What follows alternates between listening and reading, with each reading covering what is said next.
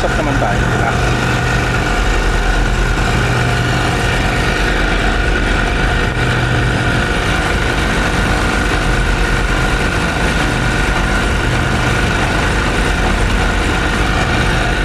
May parating na bagyo.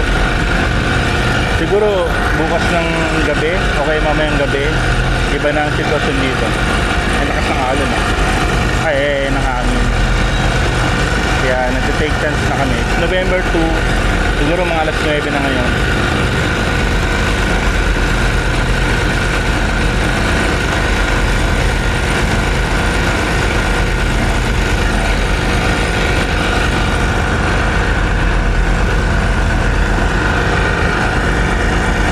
Pupunta na ako sa ano ko. Actually, nagpa-process ako while serving. Ngayon, kumakain siya, kilawin.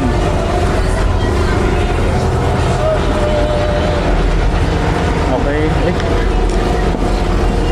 Ito yung pinaprocess ko. Ito pinaprocess ko. Ayan yung multi-beam serving. EPS tsaka box meter. Multi-beam 2022V.